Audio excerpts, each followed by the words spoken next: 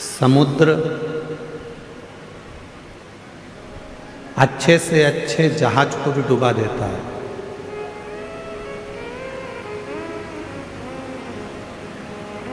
समुद्र अच्छे से अच्छे जहाज को भी डुबा देता है। समुद्र बड़े से बड़े नौका को, बड़े से बड़े जहाज को और बहुत कुछ डुबो देता है, बहुत कुछ। जब अपनी वाली पर यदि समुद्र आ जाए तो बड़े बड़े शहर को भी डुबो देता है।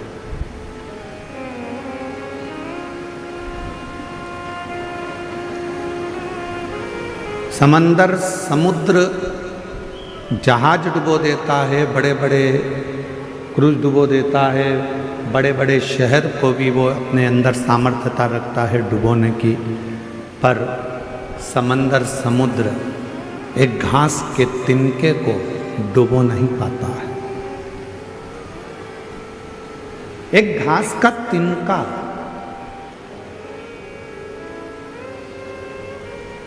एक तिनका ऐसा होता है घास का जिसको समुद्र डुबो नहीं सकता।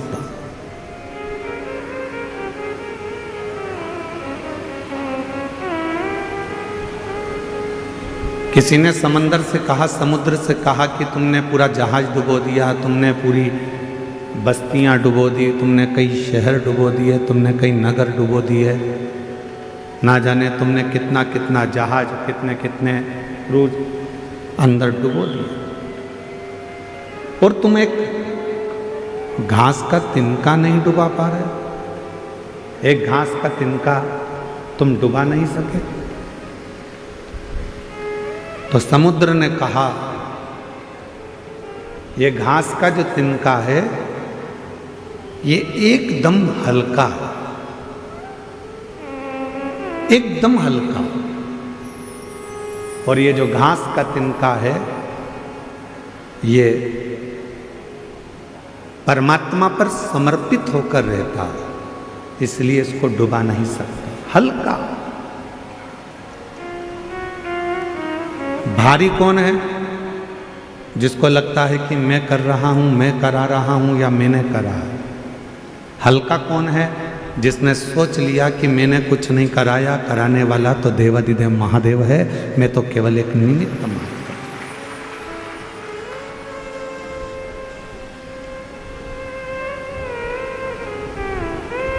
फैक्ट्री में काम करने वाले मालिक को ज़्यादा चिंता होती है कि फैक्ट्री में काम करने वाले मजदूर को ज़्यादा चिंता होती है फैक्ट्री की?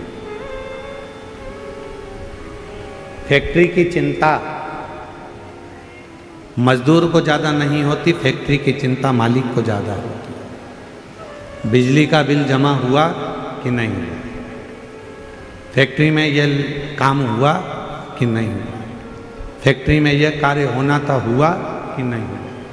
मजदूर को तो नौकरी करना है, उसको तो तनख्वाह मिलेगी। तुम्हारा बिजली का बिल जमा हो चाहे ना हो, तुमने कोई कार्य किया हो चाहे ना किया, उसको तो तनख्वाह मिलेगी। चिंता किसको?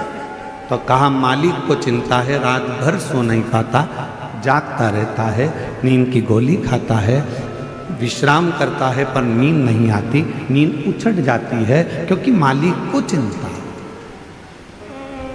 नौकर को, काम करने वाले को, सेवादार को कोई चिंता नहीं, चिंता मालिक को। उसी तरह काम करने वाला एक सेवक, नौकरी करने वाला एक व्यक्ति हल्का होकर जिंदगी जीता है कि उसको मालूम है कि जो होगा सब सेठ का होगा, मुझे तो जितना काम दिया है उतना करना।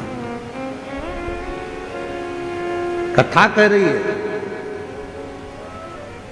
शिव महापुराण की कथा वर्णन कर रही है। जो तिनका होता है घास का, समुद्र कहता है इस घास के तिनके ने भी ये सोच लिया कि हवा उड़ा कर ले जाएगी तो चला जाऊंगा, पानी गिर जाएगा तो गीला हो जाऊंगा, फिर सूखूंगा, फिर बढ़ूंगा। मैं अपने आप में नहीं, मैं उस परमात्मा पर आश्रित होकर जीता हूं, इसलिए मुझे कोई डुबा नहीं पाता। समुद्र में भी सामर्थ्यता नहीं है कि घास के तिनके को वो डुबो दे, उसी तरह संसार में किसी की सामर्थ्यता नहीं है जो शंकर को एक लोटा जल चढ़ाने वाले को डुबो दे। ये किसी की सामर्थ्यता नहीं। शिव नाम सुनने वाला, भगवान शंकर का भजन करने वाला, शिव स्मरण करने वाला, श्री शिवाय नमस्तुभ्यम बोलने वाला, शंकर को एक लोटा जल चढ़ाने वाला, जब भगवान शंकर की शरणागति ग्रहण कर लेता है तो उसके परिवार की, उसके घर की, उसके कुल की पूरी चिंता शिव की हो जाती है। फिर हमारी चिंता नहीं।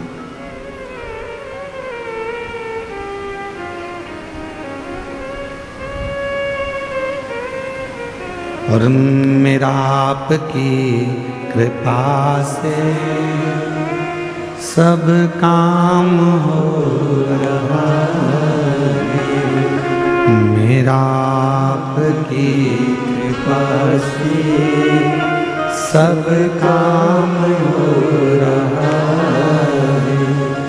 करते हो भोले बाबा मेरा नाम हो रहा है, करते हो भोले बाबा मेरा नाम हो रहा है, मेरा आपकी कृपा से सब काम हो रहा है। हल्के होकर जो सब परमात्मा पर छोड़कर,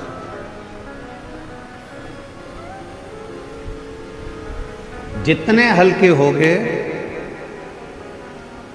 संसार के लोग, दुनिया के लोग आपको डुबा नहीं सकेंगे। जितने हल्के। घर किसका? देवाधिदेव महादेव का। परिवार किसका? बोलते जाओ, महादेव का। कुटुंब किसका? गाड़ी किसकी? बंगला किसका?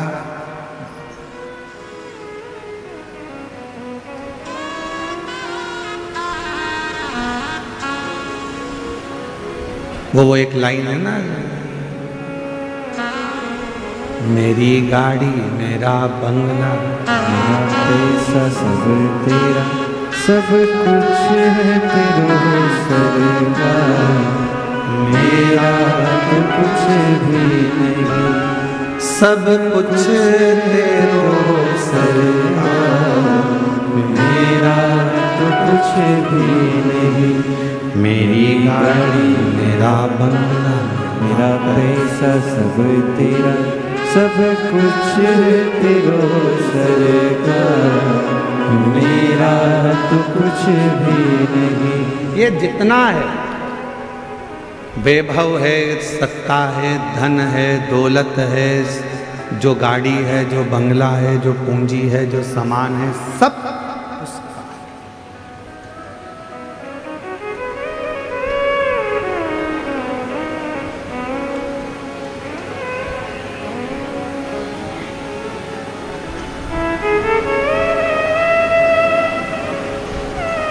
पैसा हो तो जमीन ले लो, पैसा मिल जाएगा। पैसा हो सोना चांदी ले लो, कीमत बढ़ेगी, मिल जाएगा।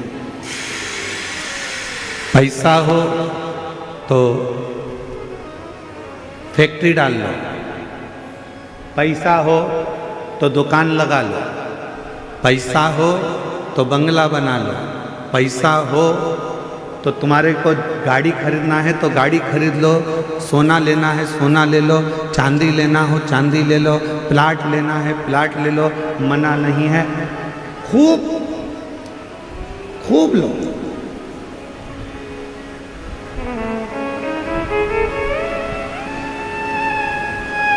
पर सोना लेने से पहले, गाड़ी लेने से पहले, बंगला लेने से पहले, जमीन लेने से पहले, फैक्ट्री डालने से पहले एक लोटा जल शिव को चढ़ाना प्रारंभ करो।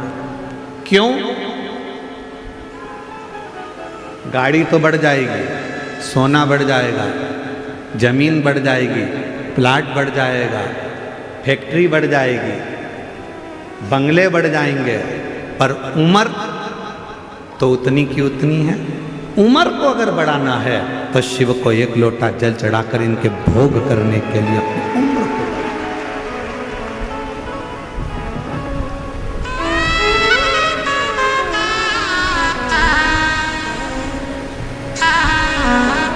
यदि आपने सोना खरीद भी लिया और उसका भोग नहीं कर पाए तो क्या मतलब? जमीन खरीद भी ली और उस जमीन का भोग ना कर पाए तो क्या मतलब? बंगला बहुत बड़ा बना लिया और उस बंगले का तुमने भोग नहीं करा तो क्या मतलब?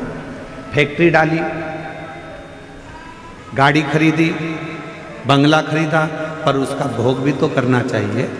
तो भोग करने के लिए तुम्हारी उम्र बढ़ना जरूरी है, और उम्र बढ़ाना के लिए सबसे सुंदर तरीका है, उम्र यदि बढ़ाना है तो 3 जगह पर बैठना चाहिए।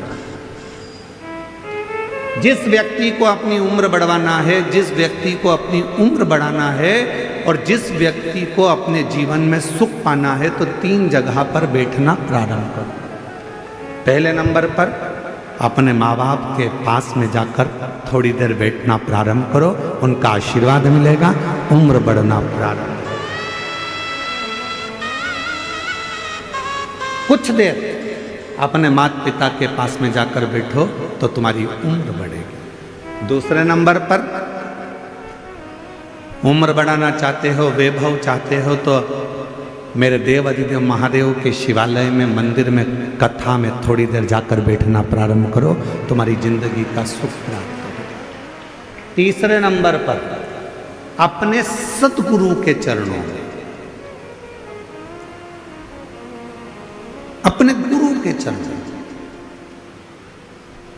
अपने गुरु महाराज के चरणों में जाकर थोड़ी देर बैठना प्रारंभ करो।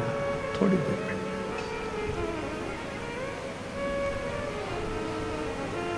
3 जगह पर बैठने पर व्यक्ति कभी खाली नहीं उठता। 3 जगह पर बैठने पर व्यक्ति कभी खाली नहीं उठता। पहले नंबर पर है माता पिता के चरणों में बैठेगा तो कुछ ना कुछ लेकर उठेगा, भले वो आशीर्वाद लेकर उठे चाहे कुछ लेकर उठे। मेरे देव अधिदेव महादेव के चरणों में जाकर बैठा है तो शिव की कृपा लेकर उठेगा, और गुरु के चरणों में जाकर बैठा है तो ज्ञान लेकर उठेगा। वो जिंदगी में कुछ ना कुछ लेकर उठता जाए। उठे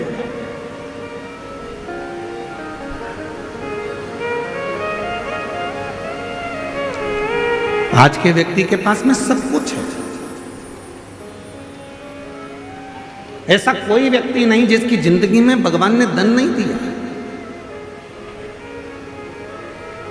हम आपसे पूछें, जब से आपने शिव महापुराण की कथा को सुनना प्रारंभ करा, जब से आपके घर के व्यक्ति ने 1 लोटा जल शंकर को चढ़ाना प्रारंभ करा, उसके बाद का समय निकालो और उसके पहले का समय निकालो। जब आप शंकर के मंदिर नहीं जाते थे, शिव जी को 1 लोटा जल नहीं चढ़ाते थे, शंकर की आराधना नहीं करते थे, शिव जी की कथा नहीं सुनते थे, उसके पहले का समय निकाल कर देखना कि कितना कष्ट का समय था।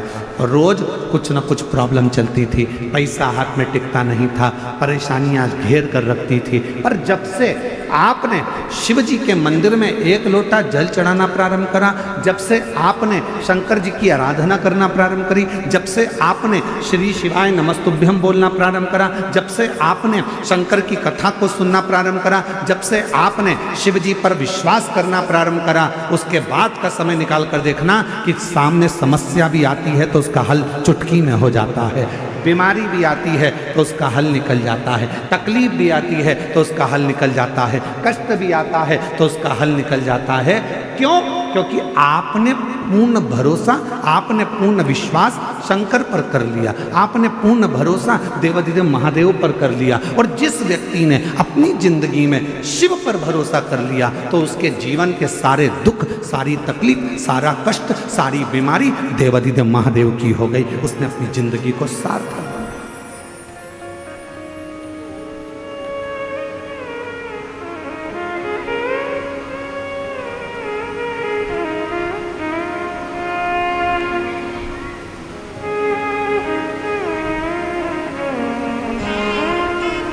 जब से देखा तुझे डमरू वाले, दिल हमारा ठिकाने नहीं। ये मन ठिकाने नहीं है। और जब से देखा तुझे डमरू वाले,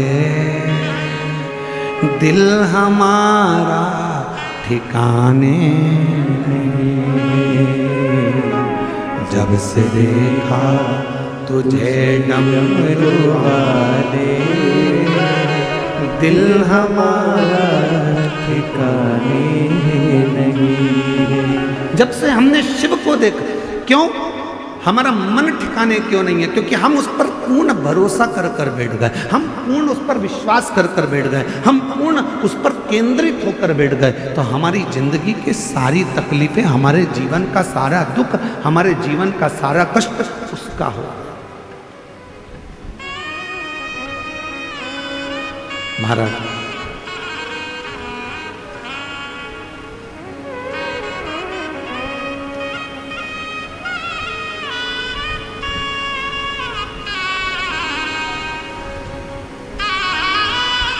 दीपावली के पहले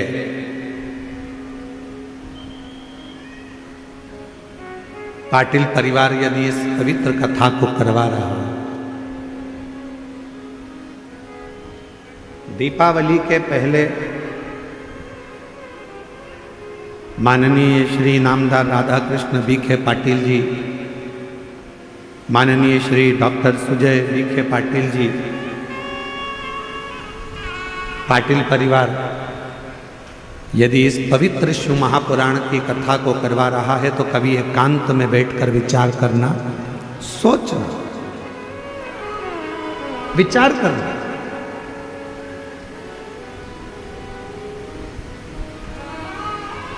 कि शिवजी ने हम पर इतनी कृपा कैसे कर दी।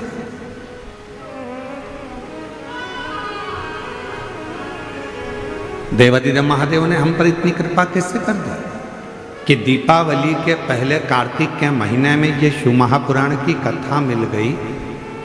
आखिर इतनी कृपा भगवान ने कैसे कर दी? तो ये परमात्मा को धन्यवाद देकर कहना कि प्रभु ये तेरी कृपा है जो तू मेरी झोली भरने के लिए यहां तक पहुंच गया। ये तेरी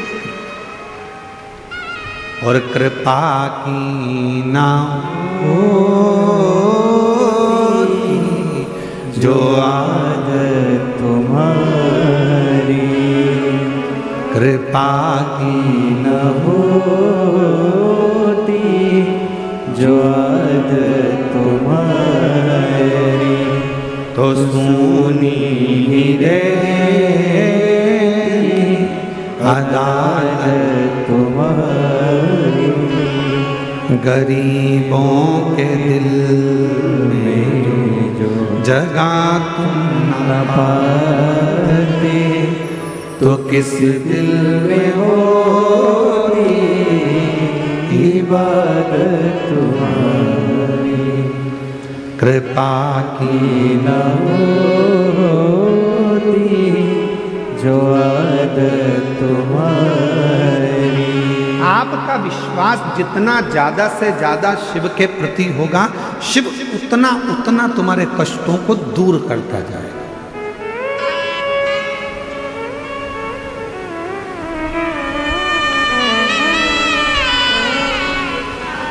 महाराष्ट्रियन भाषा में अगर कहा जाए अपने बच्चों से कहो, वो मराठी भाषा में कैसे बोलेंगे तो क्या, जास्ता से जास्ता विश्वास शिव पर ठेवा।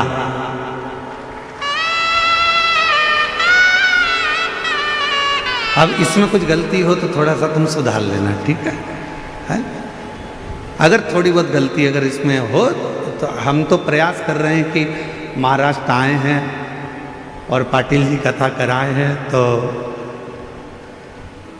शिव जी की कृपा हो जाए, हम भी थोड़ी बहुत मराठी सीख जाएं शिव की कृपा से।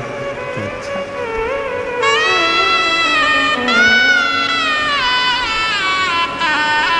बच्चों से कहो शिव पर भरोसा रखो। एक पत्र है, देखिए।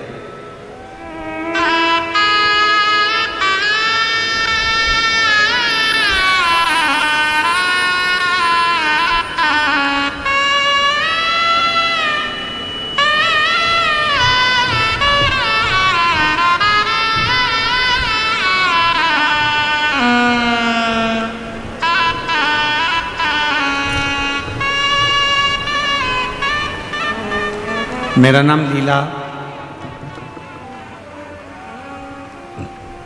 लीला बारिया, मेरा मोबाइल नंबर ये है।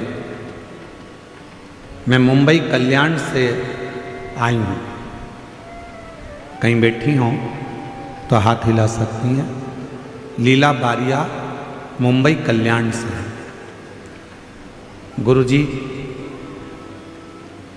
मेरे लड़के के मुंह पर, हाथ पर, पीठ पर सफ़ेद दाग की बीमारी हो गई। लड़के का पूरा शरीर सफ़ेद होने लगा, चेहरा सफ़ेद हो गया, पीठ सफ़ेद हो गई, हाथ सफ़ेद हो गए।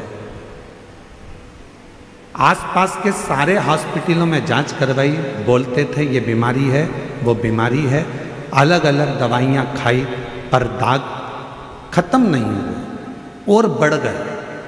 2024 में उसका 10वीं का एग्ज़ाम उसने दिया। इतना हताश हो गया शरीर को देखकर कि हाफ आस्तीन की टी शर्ट भी नहीं पहनता था, शर्ट भी नहीं पहनता। 10वीं का एग्ज़ाम दिया। हमारे पास उसके लिए कोई जवाब नहीं था। मेरे लड़के ने हाफ टी शर्ट पहनना भी छोड़ दिया था। अब मैं क्या करूं? तब किसी के कहने पर मैंने मंदिर जाना प्रारंभ करा। लड़के से कहा कि तू भी मेरे साथ मंदिर चल, तो लड़का कहता है मम्मी, जब डॉक्टर की दवाई काम नहीं कर रही तो मंदिर क्या काम करे। मैंने अपने लड़के से कहा, वो सियोर वाला बाबा कहता है शिवजी पे चढ़ा हुआ जल यदि शरीर पे लगाया जाए तो बीमारी ठीक होती है। तू मेरे साथ रोज मंदिर चल, मैं वहां से पानी उठाऊंगी तो नंदी के पास बैठना, मैं तेरे शरीर पर पूरा पानी लगा दूंगी। मेरा बेटा रोज मंदिर जाने लगा, बेलपत्र चढ़ी हुई खाने लगा, जल चढ़ाने लगा, मंदिर में झाड़ू लगाता, पोछा लगाता और हाथ भी नहीं धोता, उसी हाथ को अपने शरीर पर लगा लेता। गुरुदेव, बाबा तो बाबा है। जब उसका शरीर ठीक नहीं हुआ, 1 महीने तक उसने ये करा, ठीक नहीं हुआ, तो बेटे का विश्वास टूट गया। बेटे ने कहा अब ना दवाई लूँगा ना कुछ करूँगा, मंदिर भी नहीं जाऊँगा। तब मैंने अपने बेटे से कहा मंदिर मत छोड़, सियोर वाला बाबा कहता है 1 महीना नहीं, 2 महीना नहीं, तुम जाते रहो, वो एक दिन दुख जरूर काटेगा। मैंने अपने बेटे को फिर मंदिर में लगा दिया। 2-3 महीना मेरा बेटा पूर्ण तरीके से मंदिर जाना प्रारंभ करा और ऐसी कृपा हुई कि बेटे के चेहरे पर जो दाग था वो धीरे धीरे कम होना प्रारंभ हो गया। हाथ में जो दाग था वो कम होना प्रारंभ करा। गुरुदेव, आप कहते हो कि 3 महीने में बाबा सुनता है। हम कथा के पंडाल में जाकर बैठ गए और उस पंडाल की मिट्टी को भी शरीर पर लगाया। बेटे ने शिव जी के मंदिर जाना प्रारंभ करा। आज बाबा की कृपा से मेरे बेटे का पूरा शरीर अच्छा हो गया, उसका शरीर अब सफ़ेद नहीं रहा। मैं बाबा को प्रणाम करने के लिए कहीं बैठी हूँ तो मैं अभी यहाँ मेरे बेटे और मेरी भाभी को लेकर आई हूँ भोले बाबा को प्रणाम करने के लिए, शिव को नमन करने के लिए। कहीं बैठी हो तो आ सकते। शिव पर भरोसा किसको कहते हैं? शिव पर विश्वास किसको कहते हैं?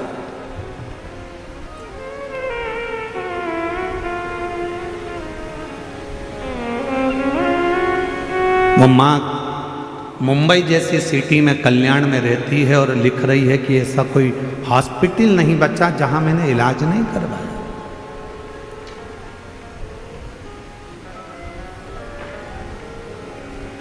उस लड़के को माँ कह रही है कि वो सियोर वाला बाबा कहता है कि तू विश्वास कर कर मंदिर मत छोड़। आज का व्यक्ति क्या करता है? 1 महीने भगवान को जल चढ़ाया, 2 महीने जल चढ़ाया, 3 महीने जल चढ़ाया, 4 महीने जल चढ़ाया, भगवान ने नहीं सुना, मंदिर जाना छोड़ दिया। पशुपति व्रत 1 बार करा, भगवान ने नहीं सुना, छोड़ दिया। भगवान शंकर पर लोटा भर के जल चढ़ाना छोड़ दिया। कांवड़ यात्रा में गया, 1 बार काम नहीं हुआ, जाना छोड़ दिया। नहीं, शिव पर पूर्ण भर। एक पत्र और देखो, देखो अब जरा इस पत्र को जरा आप लोग LED पर भी पढ़ना और आस्था चैनल वाले भी पढ़ना। इस पत्र को पढ़िएगा जरा, ठीक है? देखिए, मेरा नाम वनीता अरुण बोरुड़े, गांव अस्तगांव, तहसील राहता, जिला अहिल्यानगर, महाराष्ट्र राज्य। मेरे पति का नाम अरुण विष्णुपंत बोरुड़े। हम लोग यहीं अस्तगांव के रहने वाले हैं। कहीं बैठे हैं, कहीं बैठे हों तो हाथ हिला सकते हैं। अस्तगांव से। मेरा नाम वनिता अरुण बोरुड़े, गांव अस्तगांव, तहसील राहता, जिला अहिल्यानगर, महाराष्ट्र। कहीं बैठे हों तो हाथ हिला सकते हैं। किसी दूसरे पंडाल में भी हों तो हाथ हिला सकते हैं, और अगर बैठे हों तो एक बेलपत्र लेने के लिए आ सकते हैं। सबसे पहले मैं जन सेवा फाउंडेशन के माध्यम से शिव पुराण आयोजित करने के लिए डॉक्टर सुजय दादा बीखे पाटिल साहब, पत्र एलईडी पर आ रहा है, बोलो तो आ रहा है, पढ़ते जाइए। डॉक्टर सुजय दादा बीखे पाटिल साहब और माननीय नामदार श्री राधा कृष्ण जी बीखे पाटिल साहब, आपको धन्यवाद करती हूँ, क्योंकि उनकी वजह से मेरे गांव में बाबा की कथा सुनने का सौभाग्य मिला है। बीखे पाटिल परिवार को, उनको कोटि कोटि धन्यवाद करती हूँ। मेरी शादी 2002 में हुई थी। अभी क्या चल रहा है? 2025। मेरी शादी 2002 में हो गई। शादी को 23 साल निकल गए, संतान का सुख नहीं था। कितने साल हो गए शादी को? 23 साल। शादी के 23 साल हो गए, संतान का सुख नहीं था। हमने अस्पताल में इलाज बहुत करवाया, IVF भी करवाया, लेकिन कोई रिजल्ट नहीं आया। मैं कोरोना काल से 2019 से कथा सुनती हूँ। हम दोनों पति पत्नी ने दोनों साथ में 3 बार, अब जरा आंकड़े गिनना कितनी बार कौन कौन सा क्रम किया। 3 बार पशुपति व्रत किया। सफेद आंकड़े की जड़ का प्रयोग कितनी बार? पढ़ो पढ़ो जरा। 11 बार किया। 9 बार पंडाल में बैठकर कथा सुनी। आखिरी में साकरी धूले में बाद में बाबा की ऐसी कृपा हुई कि धूलिया की कथा में हम जाकर बैठे, वहाँ की मिट्टी को पेट पर लगाना प्रारंभ करा, और बाबा की कृपा से 23 साल के बाद गर्भ ठहर गया और संतान की प्राप्ति। अब हिम्मत हारने वाला कैसा व्यक्ति होता है? एक बार सफेद आंकड़े की जड़ बांध ली, 2 बार बांध ली, 3 बार बांध ली, 4 बार बांध ली, अब नहीं बांधूंगा, अब नहीं बांधूंगा, ऐसा मन में आ जाता है। पशुपति व्रत करने वाला सोचता है इतनी बार कर लिया, अब नहीं करूंगा। जल चढ़ाने वाला सोचता है इतनी बार जल चढ़ा लिया, अब नहीं चढ़ाऊंगा। जरा इस बहन से सीखो। 11 बार सफेद आंकड़े की जड़, 9 बार पंडाल में बैठकर कथा, और 3 बार पशुपतिनाथ का व्रत करा, तो 23 साल के बाद औलाद की प्राप्ति। 23 साल।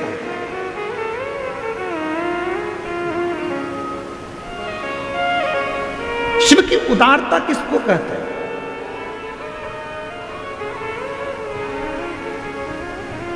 शंकर भगवान की करुणा किसको कहते हैं?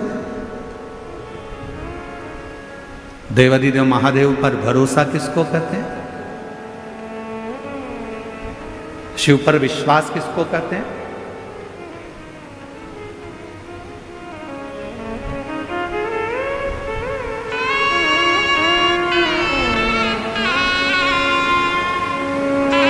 और मैंने तेरे ही भरोसे बाबा, तेरे ही भरोसे। ये बच्चा है जिसके चेहरे पर, पूरे हाथों पर, पूरी पीठ पर सफ़ेद सफ़ेद बीमारी हो गई थी, पूरा शरीर सफ़ेद हो गया था। आज बाबा की कृपा से बेटे ने हिम्मत करी, माँ के कहने पर मंदिर में झाड़ू लगाई, पोछा लगाया, सेवा करी, शिवजी का चढ़ा हुआ जल पूरे शरीर पर लगाया। एक बार ऐसे हाथ में हर हर महादेव। आज पूर्ण तरह से स्वस्थ होकर शिव के इस पवित्र पंडाल में पहुंचे। तेरे ही भरोसे हमारी उड़ती जाएगी, हवा डोर छड़े नाम कटी जाएगी।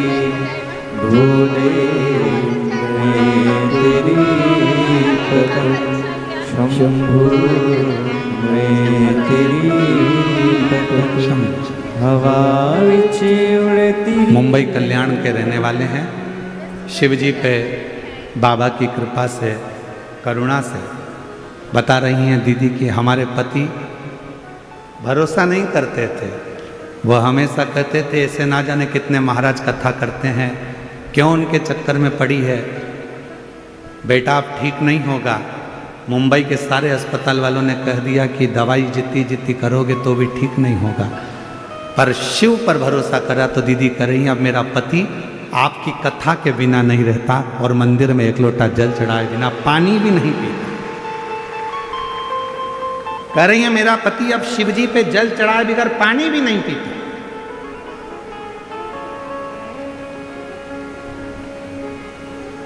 इसको भरोसा है। एक पंडाल में बैठकर कथा सुन ली, बाबा ने नहीं सुना, सबसे कह दिया मैं तो पंडाल में कथा सुनी पर मेरे बाबा ने मेरी नहीं सुनी। अरे भाई, कहने से नहीं, पूर्ण भरोसे के साथ, दृढ़ता के साथ, विश्वास के साथ जहां बैठे हो वहां बैठकर जब दिल से श्री शिवाय नमस्तुभ्यम जब व्यासपीठ से कहा जाए, उसके बाद में जब थोड़ी देर के लिए मौन हुआ जाता है, उस मौन होने में अपने दिल की बात अपने बाप से, अपने पिता से, अपने शिव से इस पंडाल में बैठकर कह दो और फिर बाद में भोला सब दुख काटो हमारा, ओ भोला सब दुख काटो। जब ये स्तुति करी जाती है, दुनिया की निगाह में केवल स्तुति है, दुनिया की निगाह में केवल ये बात है कि महाराज जी स्तुति करते हैं, पर जो समझने वाला व्यक्ति है वो समझ जाता है कि इसके बाद में मौन होना है, चुप, और चुप होकर अपने दिल की बात, अपनी प्रार्थना, अपनी कामना देवाधिदेव महादेव से कहना है। शंकर भगवान उस कामना को सुनता है और पंडाल में आने वाले की झोली 3 महीने में जरूर भरता है। ये उसकी कृपा है।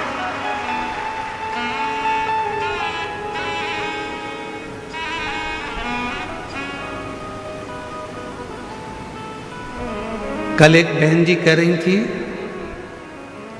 यहाँ आई थी बेलपत्र लेने के लिए, तो वो बोल रही थी गुरुजी इतने सारे लाखों भक्त शिव महापुराण की कथा में आए हैं और ये कथा पूरी होते से धनतेरस आ जाएगी, रूप चौदस आ जाएगी, दिवाली आ जाएगी, क्या इनके घर में दिवाली का कोई फैलारा नहीं है? क्या सबके घर में दीपावली का कोई काम नहीं है? ये सब यहाँ बैठी हैं, सब पुरुष यहाँ बैठे हैं, तो इनके घर का दिवाली का काम कौन कर रहा होगा? तो हमने उन बहन जी से कहा था ये कथा संभाल रही हैं, शिव जी इनका घर संभाल रहा है, अंतर कुछ भी।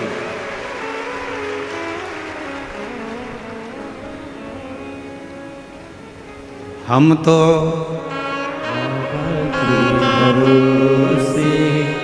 चलते हैं।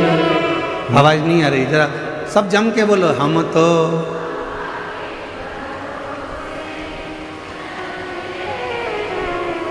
तीनों पंडाल वाले जरा दमदारी से बोलो, हम तो बाबा के भरोसे। ये दुनिया वाले जलते हैं, ये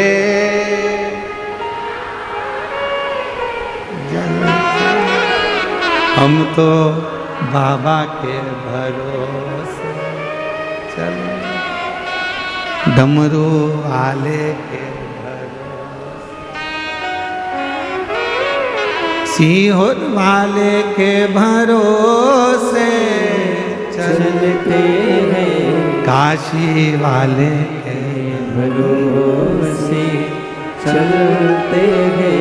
हम तो बाबा के भरोसे चलते, हम तो उसके भरोसे, हम कथा में, हम कथा संभाल रहे हैं, हम कथा सुन रहे हैं, तो वो तुम्हारा घर संभाल रहा है, वो तुम्हारा घर देख रहा है, उसका ध्यान उस पर है।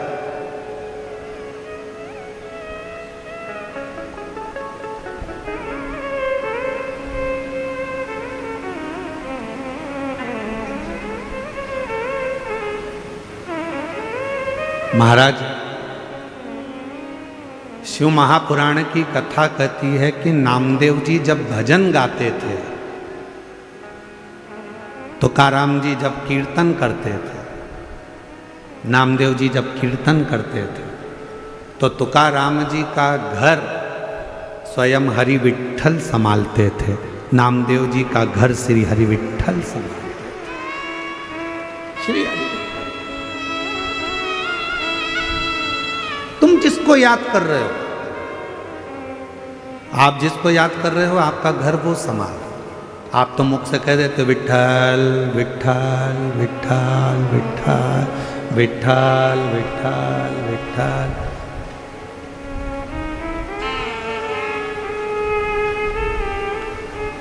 सखुबाई की कथा आती है, मुक्ताबाई की कथा आती है।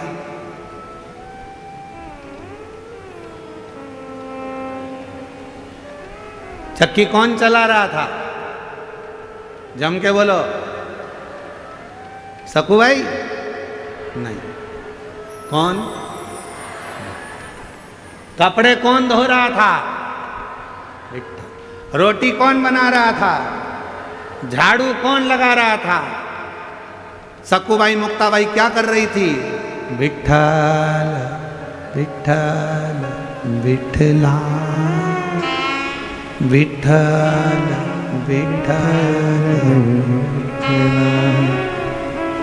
सखुबाई हरि विठ्ठल का भजन कर रही हैं, मुक्ताबाई हरि विठ्ठल का भजन कर रही हैं, भगवत भजन में लगी हैं, और उनके घर का सारा काम पांडुरंगा हरि विठ्ठल कर रहे हैं। उसी तरह जो शिव महापुराण की कथा को सुन रहा है, उसका घर शिव संभाल रहे हैं, उसका काम शिव कर रहे हैं।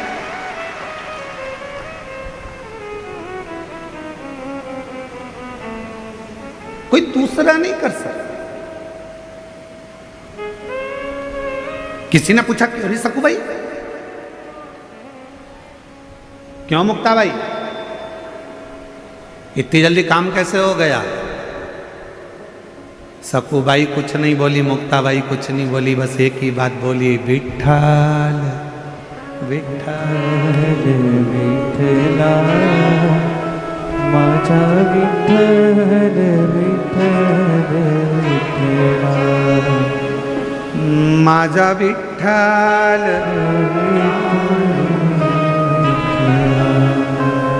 विठ्ठल विठ्ठल विठ्ठला माझा विठ्ठल पांडुरंग विठ्ठला माझा विठ्ठल पांडुरंग विठ्ठला। कौन घर चला रहा है? चक्की कौन चला रहा है? झाड़ू कौन लगा रहा है? काम कौन कर रहा है? तो कहा जिसको मैं भज रही हूं, जिसका मैं भजन कर रही हूं, जिसका मैं स्मरण कर रही हूं, जिसको मैं जप रही हूं, जिसकी मैं मंत्र साधना कर रही हूं, और मेरा आपकी कृपा से सब काम हो रहा है। हम आप और हम कुछ करने वाले नहीं हैं। तो वो बहन जी ने कल पूछा कि गुरुजी ये बताओ कि ये सब दीपावली पर, दीपावली आ गई है, लोगों के यहाँ कितना काम पड़ा रहता है, कितना फैलारा पड़ा रहता है, और ये 5-5, 6-6 लाख शिव भक्त आपके कथा के पंडाल में बैठे हुए हैं, तो इनका घर का काम कौन कर रहा है? तो हमने कहा देव अधिदेव महादेव। कौन करे?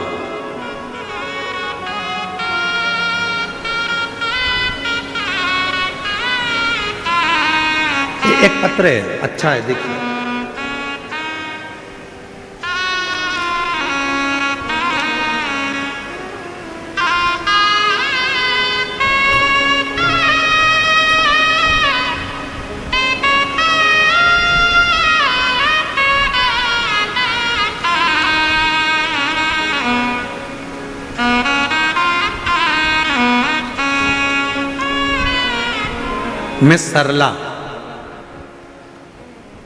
मैं सरला जरा पत्र को देखिएगा, वो एलईडी पर चलेगा, आस्था चैनल पर चलेगा, जरा पढ़िएगा। मैं सरला थोरात, मेरी उम्र है 50 साल। कहीं बैठी हो सरला जी? हाँ, आ जाइए, एक बेलपत्र ले जाइए। मेरी उम्र है 50 साल। मेरे यहाँ संतान नहीं थी। 50 साल की मेरी उम्र हो गई, इलाज कराते कराते कराते कराते औलाद का सुख नहीं आया। आखिरी में डॉक्टरों ने मना कर दिया, अब क्या तुम्हारे यहाँ औलाद होगी, तुम 50 साल की हो गई। जितनी मेरी जीजियाँ बैठी हैं, जरा विचार करना, क्या 50 साल की महिला के गर्भ से संतान हो? तुम्हारे यहाँ क्या औलाद होगी, तुम 50 साल की हो गई। उसने कहा ठीक है, सब आस छोड़ दी। तब आखिरी में आप जो ऑनलाइन शिवरात्रि का पूजन कराते हो, उस पूजन को करा। 5 बार पशुपति नाथ का व्रत किया। कई पंडालों में बैठकर कथा सुनी। आसपास की सहेलियां पूछती थी तू क्यों कथा में आई, तो हमने कहा औलाद के लिए। तो सहेलियां हंसती थी पास वाली, 50 साल की हो गई, अब तुझे कोई औलाद होगी क्या? पर शिव की कृपा, 50 साल में तुझे क्या औलाद होगी क्या? सब हंसते थे। जिस जिस पंडाल में बैठकर कथा सुनती थी वहां सब हंसते थे। तब आखिरी में कोई निर्णय नजर नहीं आया तो कुबेरेश्वर धाम पहुंच गई और कुबेरेश्वर दास बाबा के चरणों में जाकर, वहां जाकर संतान के लिए मैंने कामना करी और बाबा की कृपा से मेरी 50 साल की उम्र में मेरा गर्भ ठहर गया और मेरे घर में औलाद पैदा हुई।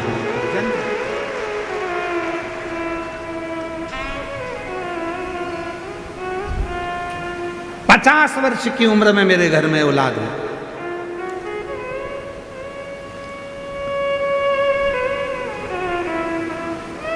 देखिए पत्र में 50 साल की उम्र और महाशिवरात्रि के दिन मैंने बाबा का भजन कीर्तन जो कर सकती वो किया।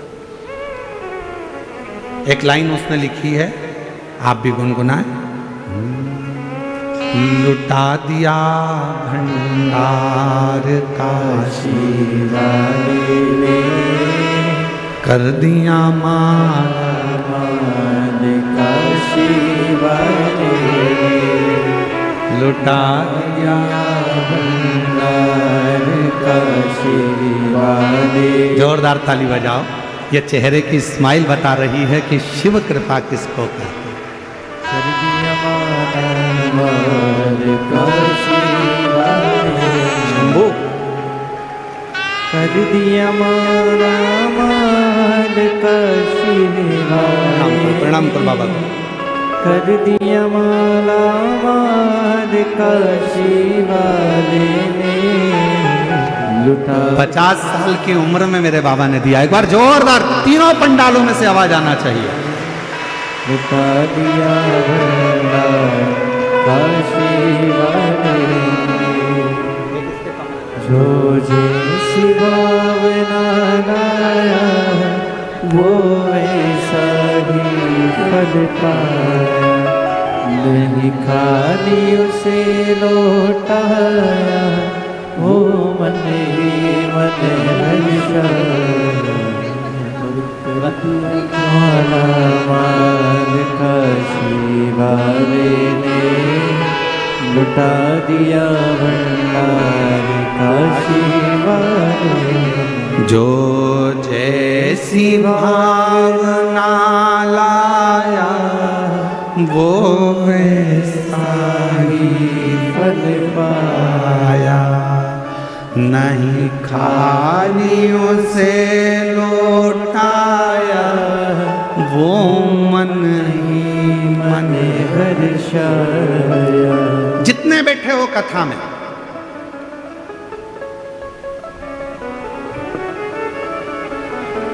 आप लाखों की संख्या में शिव महापुराण की कथा में पहुंचते हो तो हम बाबा का बहुत बहुत करुणा, उस बाबा को कहते हैं बाबा तूने बड़ी कृपा करी, ये लाखों की संख्या में शिव भक्त आए हैं पर ये लाखों की संख्या में आए हैं तो चिंता हमको लग रही है कि तू इतने लाखों को 3 महीने में कैसे दे देगा। 3 महीने में तुझे देना है। यहां से अगर कोई खाली जाएगा तो बाद में लोग क्या कहेंगे, सियोर वाले महाराज की कथा में गई थी और बाबा ने मेरी नहीं सुनी। नाम किसका खराब होगा?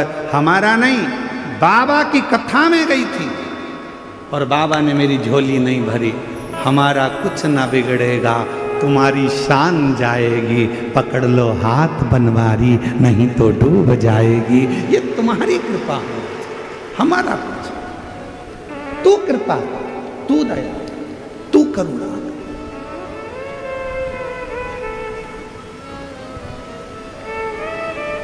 आप तो आ गए, बैठ गए। चिंता किसको? शिव जी को। शंकर जी सोच रहे थे नहीं आए तो अच्छा है, घर पे रह जाए तो अच्छा है, आएगी तो देना पड़ेगा 3 महीने में। इसलिए भगवान ने क्या करा, इसके घर में मेहमान भेज दिए, इसके घर में कोई काम का अड़ंगा लगा दिया, आते आते गाड़ी को पंचर करा दिया, घर वापस लौट जा। पर इतनी समझदार थी, गाड़ी को मैं ही छोड़ दिया, दूसरे की मोटरसाइकिल पे बैठ के आ गई।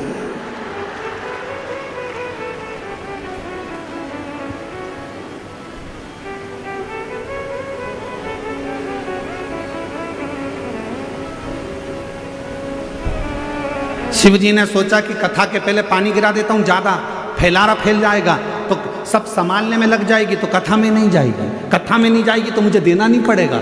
पर इतनी समझदार, वो तो पन्नी पे सब फैला के आ गई कथा में। हम तो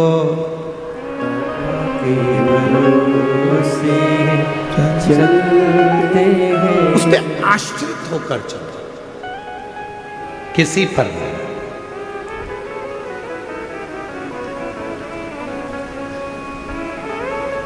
माता सती जब कुंभज ऋषि के आश्रम में देवाधिदेव महादेव जी के साथ में कथा सुनने के लिए गई, कुंभज बाबा ने कथा कहना प्रारंभ करा और सती का मन नहीं लगा। सती ने मन में सोचा कि मैं कथा सुनने के लिए आई हूं, विवाह हुआ है मेरा, शादी हुई है मेरी, और मेरे पति देव ने मुझे यहाँ कथा में लाकर बिठा दिया, इससे तो मेरा शरीर भस्म हो जाता जलकर तो अच्छा था। कथा के बीच में सती माता ने जो सोचा, आखिरी में सती माता जलकर भस्म हो। शिवजी ने कथा के बीच में विचार करा कि मैं जिस भगवान की कथा सुन रहा हूँ, मुझे राम जी का दर्शन हो जाए, तो कथा पूरी होने के बाद देवाधिदेव महादेव को राम जी का दर्शन। शिव महापुराण की कथा कहती है, कथा सुनते सुनते हमारे मन में जो भाव आता है, कथा सुनते सुनते हमारे मन में जो भी भाव उत्पन्न होता है, जो हम सोचते हैं, शिव जी वो हमारे मन की कामना को पूरा जरूर करते हैं। इसलिए आप सबसे निवेदन है, शिव महापुराण की कथा के पंडाल में जब जाकर बैठो तो किसी का बुरा मत सोचो, किसी के लिए गलत मत सोचो, किसी के लिए आड़ा टेढ़ा मत कहो, किसी के लिए अपशब्द मत कहो। शिव महापुराण की कथा में जितनी देर बैठो, कथा को श्रवण करो, उतनी देर ये विचार करना कि बाबा कृपा करना, तूने हमें कथा सुनने का मौका दिया है, सबका कल्याण करना, सर्वे भवन्तु सुखिनः, सबकी झोली खुशियों से भरना। बाबा किसी स्त्री की गोद खाली मत रखना और किसी पुरुष की जेब खाली मत रखना, सबका भंडार भरकर रखना, तू कृपा।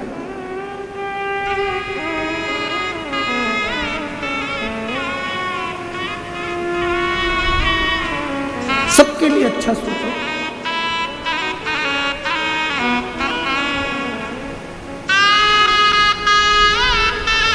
सबके लिए अच्छा विचार करिए,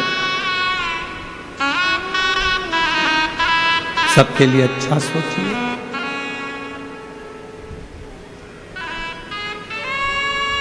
सती मैया चली, बीच मार्ग में उन्होंने राम जी का दर्शन किया।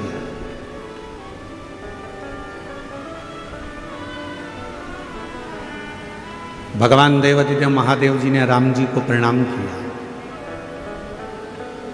सती माता ने पूछ लिया कि ये कौन है।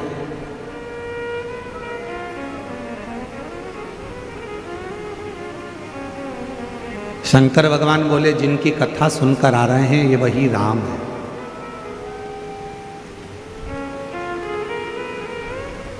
तो ये रो क्यों रहे हैं? इनकी धर्म पत्नी माता सीता हरण कर ली गई है लंकापति रावण के द्वारा। अच्छा, हाँ, परमात्मा होकर रो रहे हैं। शिवजी ने सती माता को समझाया कि भगवान नारायण का ये राम अवतार है। संसार सागर में भगवान केवल लीला करने के लिए आते हैं।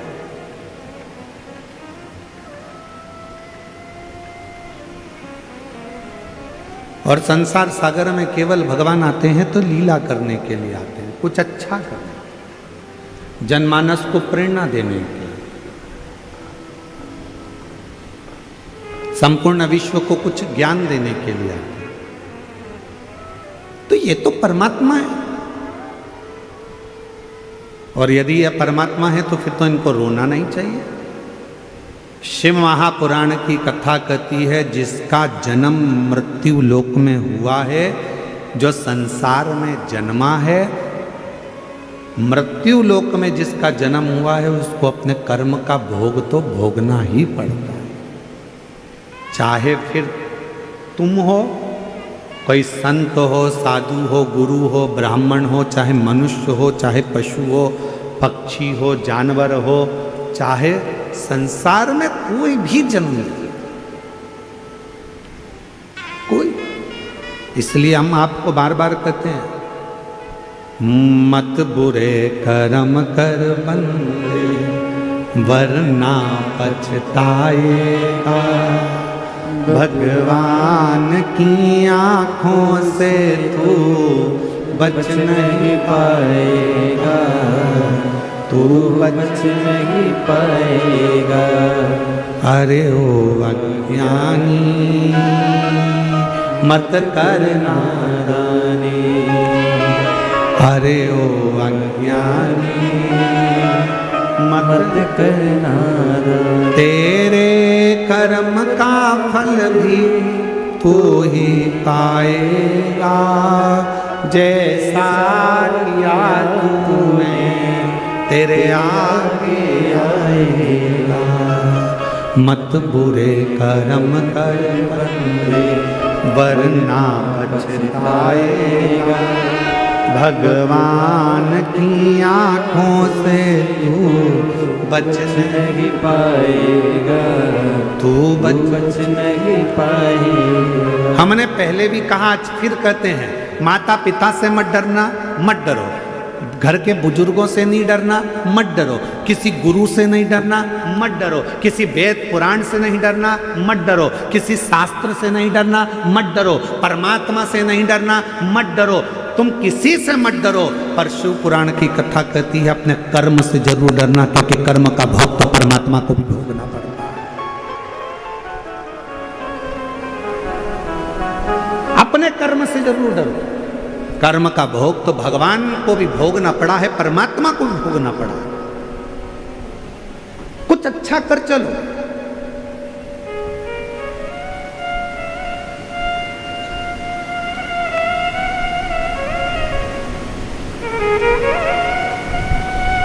भगवान से कहना, जब नई गाड़ी खरीद के लेके आओ धनतेरस पे, जब नई गाड़ी खरीद कर लेकर आओ विजयदशमी पर, जब नई गाड़ी खरीद कर लेकर आओ दीपावली पर, जब नई गाड़ी खरीद कर लेकर आओ तुम्हारे घर में, जब ट्रैक्टर खरीद कर लाओ, गाड़ी खरीद कर लाओ, जब तुम नया वाहन खरीद कर लेकर आओ, तो सबसे पहले वाहन निकालने से पहले, शोरूम से गाड़ी बाहर आए उसके पहले अपने देव अधिदेव महादेव को याद करना, और कुबेरेश्वर बाबा को याद कर कर, विश्वनाथ जी को याद कर कर, अपने कुल देवत को याद कर कर, कुल देवती को याद कर कर, पर भगवान को याद कर कर कहना, बाबा तूने गाड़ी तो दिला दी है, पर इतनी कृपा करना कि मेरी उम्र भी साथ में बढ़ा कर चलना, इतना याद रखना कि मुझे स्वस्थ रखना। गाड़ी तो दिला दी, मालूम पड़े मैं भोग ही ना कर पाऊं, कोई तकलीफ ना आए, कोई कष्ट ना आए, कोई रोग ना आए, किसी की तरह से इस गाड़ी को, लोग कहते हैं गाड़ी में प्रॉब्लम ना आए, हम कहते हैं तुम में प्रॉब्लम ना आए।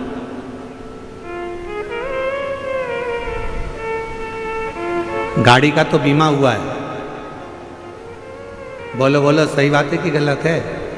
गाड़ी का तो बीमा हुआ है, थोड़ी बहुत इधर उधर लगेगी तो भी पैसा मिल जाएगा, पर तुम्हारे शरीर की एक आध हड्डी टूट गई तो जो दूसरी वाली हड्डी लगी है ना, वो सही काम की नहीं है। जो परमात्मा ने देकर भेजी है ना, सबसे अच्छी वही है। जो परमात्मा ने किडनी देकर भेजी वही किडनी ठीक है, जो लीवर भेजा वो लीवर ठीक है, जो आँख दी वो आँख ठीक है, कान दिया कान ठीक है, मुख दिया मुख ठीक है, सिर दिया सिर ठीक है। अलग से अगर कुछ चीज़ फिट होगी ना तो वो ठीक नहीं है।